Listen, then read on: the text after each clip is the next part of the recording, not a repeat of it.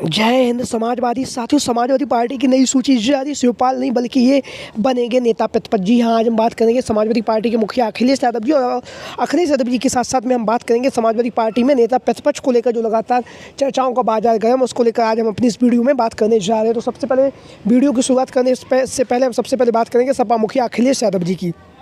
जैसा कि आप लोगों को पता है, अखिलेश यादव जी के द्वारा इस बार के लोकसभा के चुनाव में जिस तरह से अखिलेश यादव जी ने धुआंधार तरीके से प्रदर्शन किया, उस प्रदर्शन के ही दम पर अखिलेश यादव जी ने 37 लोकसभा सांसदों को जिताकर सदन में जा रहे हैं। और अखिलेश यादव जी अब जब, जैसा कि आप लोगों को पता है, उत्तर प्रदेश में 80 लोकसभा सीटों पर जो मतदान हुआ था उसमें से समाजवादी पार्टी 37 लोकसभा सीटें जीती है, और वहीं पर कांग्रेस पार्टी ने 6 लोकसभा सीटों पर विजयश्री प्राप्त की है। वहीं पर भारतीय जनता पार्टी ने 33 लोकसभा सीटें जीती और एनडीए गठबंधन ने 36 लोकसभा सीटें जीती हैं, और इंडिया गठबंधन ने पूरी 43 लोकसभा सीटों पर जीत हासिल की है। और उसके साथ साथ जो एक लोकसभा सीट जो बची हुई है वो नगीना महाराष्ट्र चंद्रशेखर आजाद रावण ने, जो उनकी पार्टी, उस पार्टी से उन्होंने विजयश्री प्राप्त की है। तो जहाँ पर अखिलेश यादव जी के द्वारा अब, जहाँ पर वह नेता प्रतिपक्ष थे उत्तर प्रदेश में, अब वह कन्नौज से लोकसभा का चुनाव जीत चुके हैं। उसके साथ ही साथ उन्हें नेता सदन लोकसभा में सांसदों के द्वारा चुना जा चुका है, समाजवादी पार्टी के सांसदों के द्वारा। तो अब अखिलेश यादव जी उत्तर प्रदेश को छोड़ रहे हैं। उत्तर प्रदेश छोड़ने के साथ ही साथ उन्होंने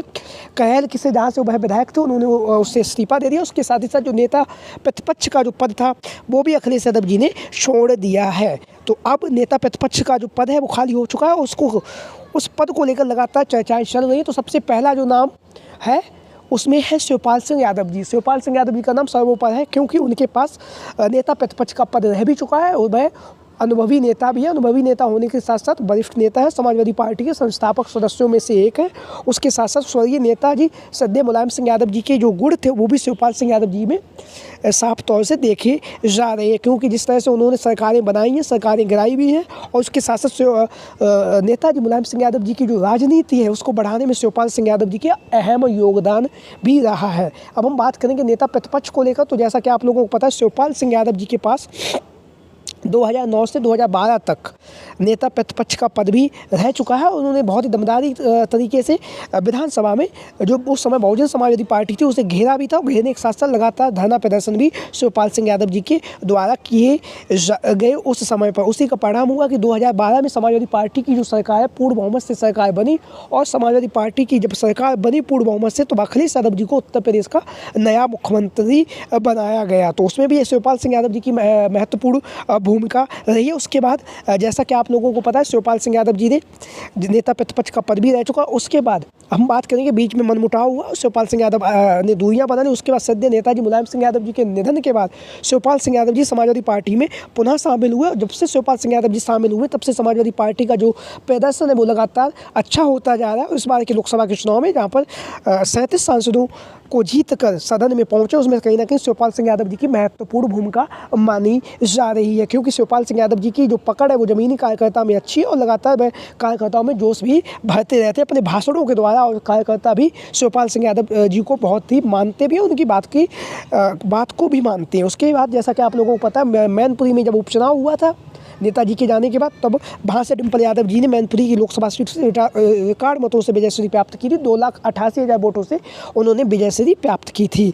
तो वहीं पर जब मैनपुरी के साथ बात, जब घोसी में उपचुनाव हुआ, तो घोसी के उपचुनाव में भी समाजवादी पार्टी ने वहाँ पर भी रिकॉर्ड मतों से जीत हासिल की थी, क्योंकि शिवपाल सिंह यादव जी ने अपना जो जमावड़ा था वो घोसी की विधानसभा सीट पर 15 से 16 दिन पहले ही डाल दिया था। धुआंधार तरीके से उन्होंने प्रचार भी किया है। लेकिन नेता प्रतिपक्ष के पद पर शिवपाल सिंह यादव जी की जो भूमिका है वो बहुत महत्वपूर्ण मानी जा रही थी, और लगातार जो चर्चाएँ सामने आ रही थी वो ये थी कि शिवपाल सिंह यादव जी को ही नेता प्रतिपक्ष बनाया जाएगा, क्योंकि वह वरिष्ठ भी है। वरिष्ठ होने के साथ साथ वह समाजवादी पार्टी के दिग्गज नेताओं में से भी है, उनके पास इस पद रह भी चुका, उन्हें उसका अनुभव भी है। लेकिन जब शिवपाल सिंह यादव जी के द्वारा अब जो खबरें सामने आ रही हैं, नेता प्रतिपक्ष का जो पद है उसको लेकर शिवपाल सिंह यादव जी ने मना कर दिया। उन्होंने कहा कि हम नेता प्रतिपक्ष का पद नहीं लेंगे। तो लगातार जब शिवपाल सिंह यादव जी के द्वारा नेता प्रतिपक्ष का पद जो है उसको ना लेने की जो खबरें सामने आ रही हैं, उसके बाद अब समाजवादी पार्टी में एक नई तरह की चर्चाएं तेज़ी से चल रही हैं, और जो अन्य दावेदार हैं उनको लेकर आज हम अपनी इस वीडियो में बात करने जा रहे हैं कि समाजवादी पार्टी में अन्य कौन कौन से दावेदार हैं जो नेता प्रतिपक्ष के लिए दावेदारी ठोक रहे हैं। उसके बाद अंत में बताएंगे कि नेता प्रतिपक्ष के लिए सबसे ज़्यादा किसके चांस और किसकी कि किसका समीकरण सही बन रहा है। तो सबसे पहले बात करेंगे, जैसा कि आप लोगों को पता है, गैर यादव ओबीसी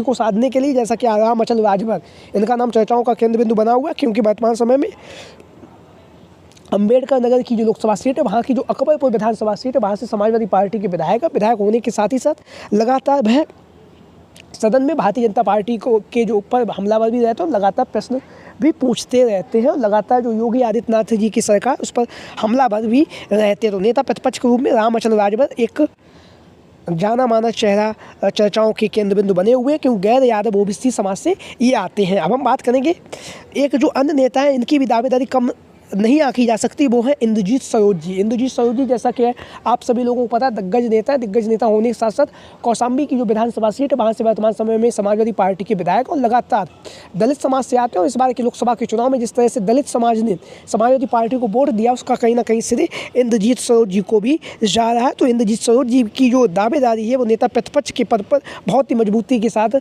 मानी जा रही है। वहीं पर हम बात करेंगे तीसरी जो दावेदारी है, वो है रागिनी सोनकर जी का जो नाम है, लगातार चर्चाओं का केंद्र बिंदु बना हुआ है। लगातार जनता मांग कर रही कि महिला के रूप में रागिनी सोनकर जी को नेता प्रतिपक्ष का पद दिया जाए, क्योंकि वह लगातार जिस तरह से विधानसभा में सरकार पर हमलावर रहती है, सरकार को घेरती है, वो कहीं ना कहीं दर्शाता है कि वह कितनी ज़्यादा सक्रिय है। सक्रिय होने के साथ साथ वह जो सरकार को घेरने का जो काम है, वो अच्छे से करेंगे। महिला भी है, महिला होने के साथ साथ वह जो अपनी आवाज़ है बहुत बुलंदी के साथ रखेंगे सदन में। तो रागिनी सोनकर जी का नाम भी चर्चाओं का केंद्र बिंदु बना हुआ है महिलाओं में से नेता प्रतिपक्ष के रूप में। वहीं पर हम बात करेंगे अतुल प्रधान, आप लोगों को पता पश्चिमी उत्तर प्रदेश से आते हैं और गुर्जर समाज के कद्दावर नेता, लगातार समाजवादी पार्टी से जुड़े रहते हैं, और लगातार जो सदन में विधानसभा में लगातार जो सरकार है उस पर हमलावर भी रहते हैं। तो नेता प्रतिपक्ष के रूप में युवा चेहरा के रूप में अतुल प्रधान का नाम भी चर्चाओं का केंद्र बिंदु बना हुआ है। वहीं पर हम बात करेंगे छत्तीस समाज को साधने के लिए जो चर्चाएं चल रही वो है ओम